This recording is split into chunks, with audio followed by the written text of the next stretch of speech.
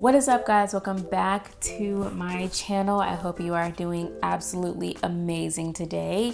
In this video, as you can tell, I'm not wearing any makeup, and normally when I'm not wearing any makeup, that means it's a skin update or a skincare video, and I have not done an update since October of last year, so it has been 10 months since I have updated y'all on my skin, and it has been a journey. So I'm not even gonna prolong this intro. Before we get into the video, I do wanna say, as always, when it comes to any of my skincare videos, but particularly anything where I mention Accutane or any prescription drugs, this is not a recommendation for you to take anything. This is not this is in no way, shape, or form meant to be any sort of guidance for your own prescription medication journey. This is just me sharing my journey so that hopefully it provides some level of insight for you. But as always, if you're looking to use any sort of prescription drugs, I would highly, highly, highly recommend finding a healthcare provider that you trust and that knows what they're talking about, because listen, I don't know. I only know my stuff. So that's it. Anyways, without further ado, let's get into the video. The last place we left off was October 2020, which is when I was getting a series of chemical peels, and I thought that I had my skin under control. I had gotten a solid skincare routine down.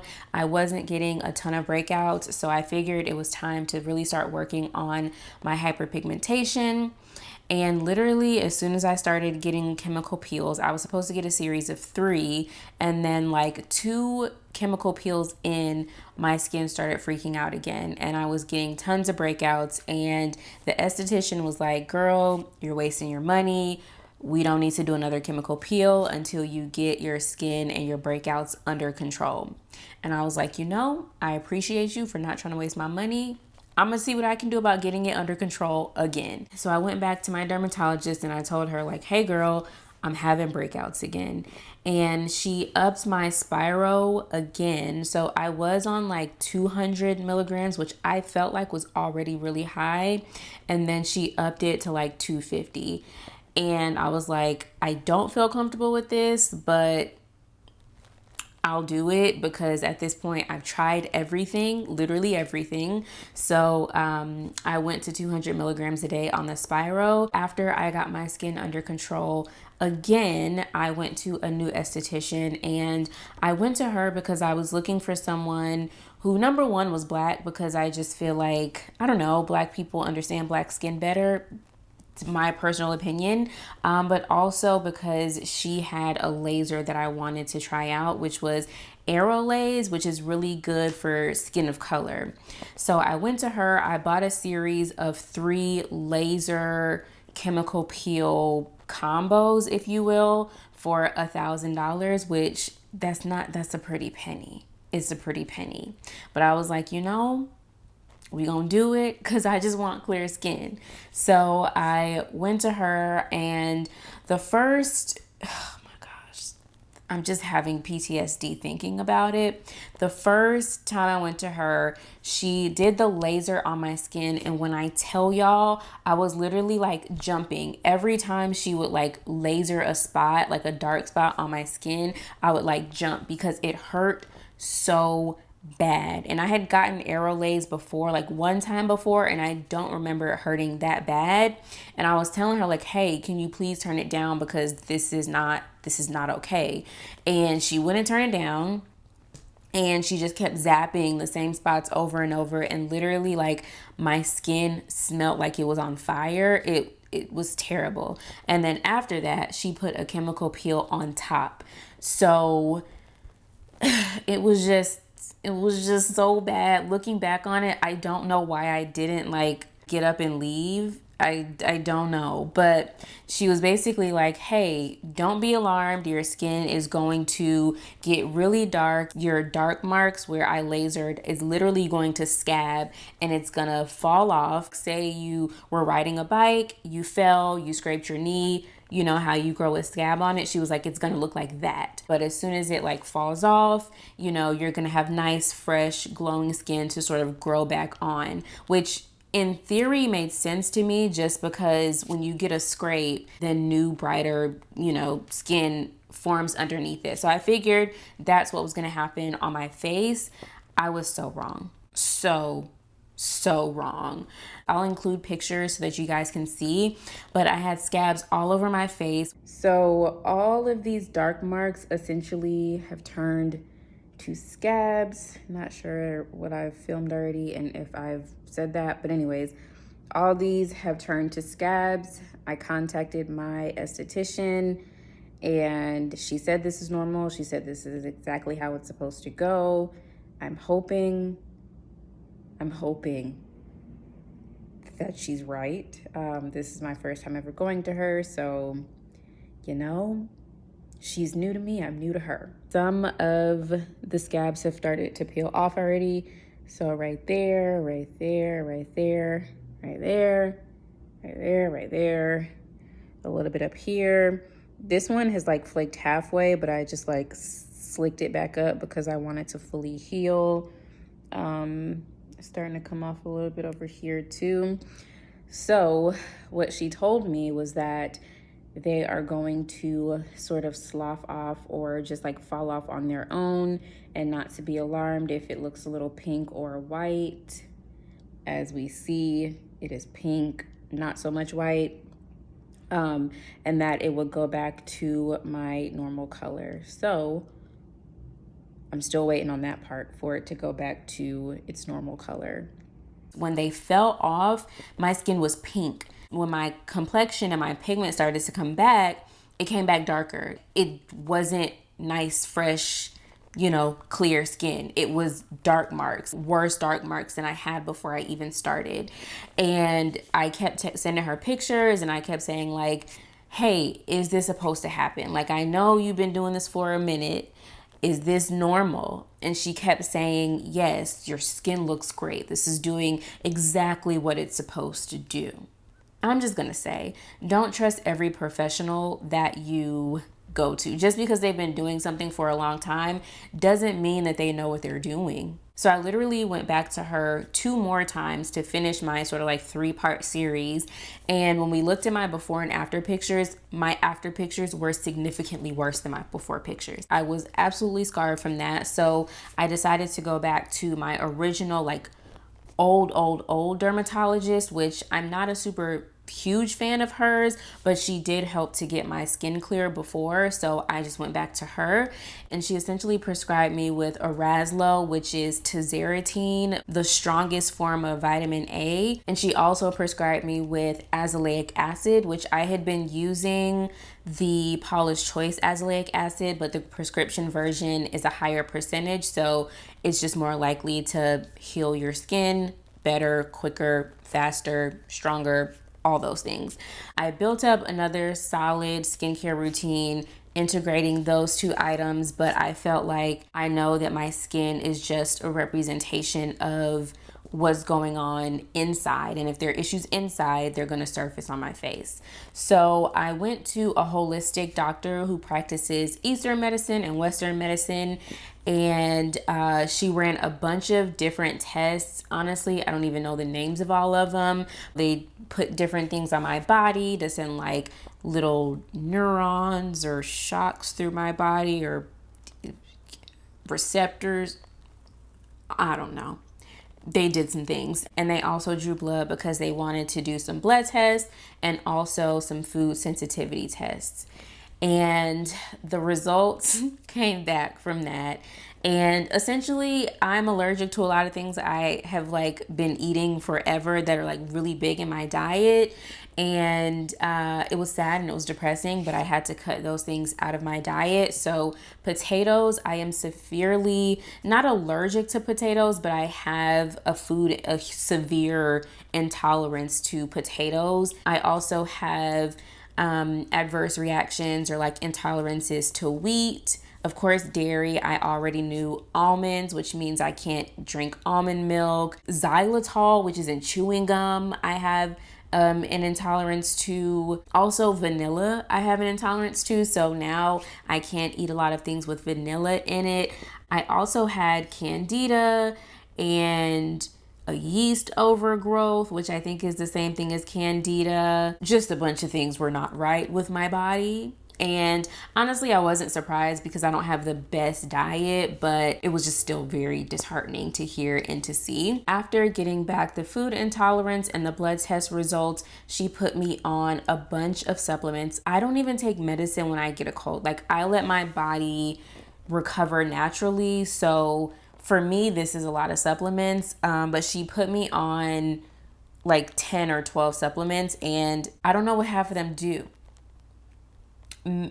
Medical stuff is just jargon to me. I have no clue what it means. Just give me the goods and I'll take them if it's gonna help. So just a disclaimer, I'm not going to be able to describe what everything does. The first thing that I've been taking, well, she didn't prescribe this or like recommend it, but she did tell me that I need to be on a good multivitamin. So I've been taking this Garden of Life Vitamin Code Raw one for women.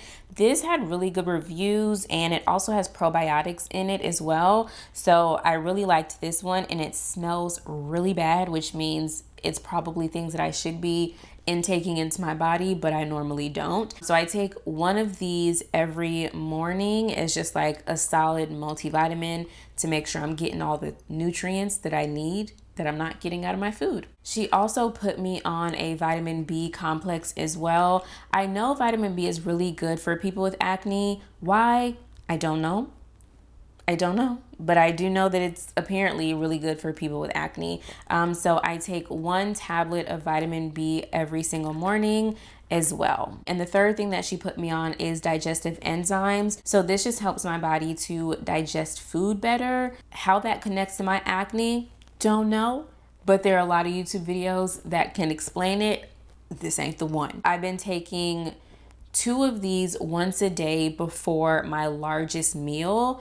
And again, it just helps to break down my meals and my food. And it just like gives my intestines, is it my intestines that breaks down food?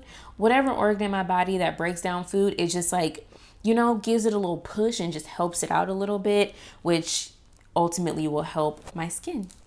The next thing that she put me on is Sac Boulardii, or like Saccharomyces boulardii. I think this is a yeast probiotic, so it's meant to balance bad yeast and good yeast, kind of similar to like how probiotics, regular probiotics, help to balance bad bacteria and good bacteria. This helps to balance bad yeast and good yeast, because if you have yeast overgrowth, then that can lead to Candida, I think, which can lead to acne. I have been taking 2 tablets of this every single morning, along with my vitamin B and my multivitamin. She also has me taking calcium D-glucerate.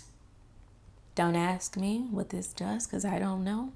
I just know I take 1 tablet every morning. And then she also put me on magnesium as well. So I take 1 tablet of magnesium every single night. And I do know that this does help to calm the body. So of course, stress can lead to acne. So this kind of helps to calm your body so that the things that trigger stress that then trigger acne are not triggered. I also have still been taking my Spiro, so I have gone down to 100 milligrams every day, and I do 1 tablet of 100 milligrams every morning. I also have to take Candibactin AR, which I can't find the bottle anywhere, so sorry about that, but that does something, and I have to take 1 tablet 2 times a day after a meal. Don't know what it does, but I do know, I think it helps with Candida. So maybe something about yeast as well.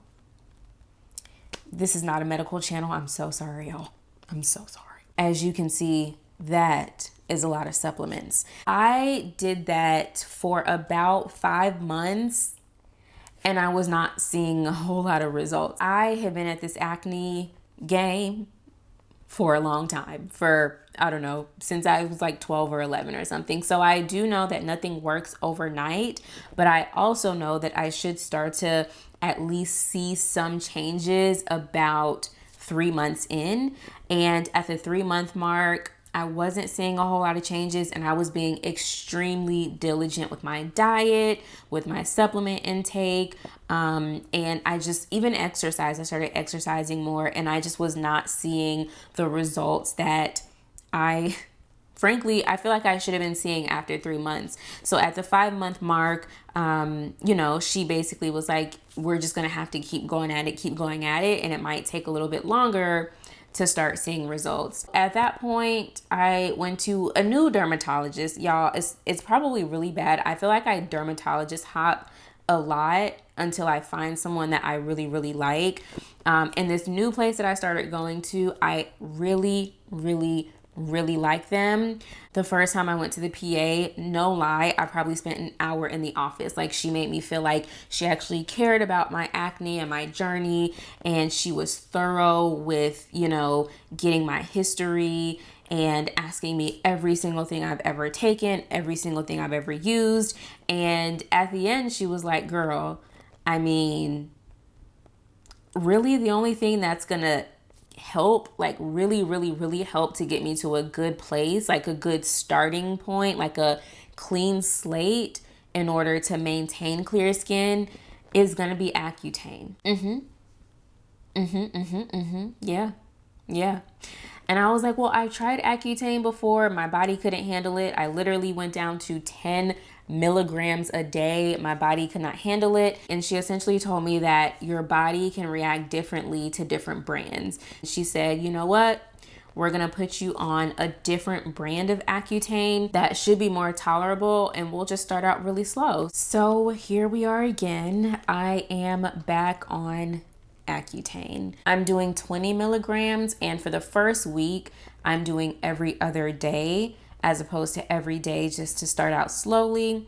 And then in 7 days, I will start taking it every single day. And as far as pricing, I know Accutane can be extremely expensive. For me, the copay for this was $50. If you're gonna do Absorbica, they do have a coupon on their website to where you can basically sign up for a copay card, and you can pay as little as like $3 or $5, or maybe it's $25. Either way, it's less than $50. And I think using the card is probably going to be the cheapest way, or like the cheapest option. But because my insurance covers this, I can't also use the copay card. So I had to pay $50 for this, but you can get it cheaper if you use the copay hack. And because I'm on this, I can no longer take any of the other supplements. This is all I can take. I took my first pill this morning. I will say, I don't want to jinx it. I'm gonna knock on wood. My stomach feels fine. Like, that was the number one reason why I had to stop it last time, was because my stomach, literally after 30 minutes of taking it, my stomach was cramping so bad. Like, I would be at work like bent over because my stomach was cramping so bad. And that was from the first day I started the pill. And I took it this morning. I feel fine. Like I said, I don't want to jinx anything. I really hope that it works this time.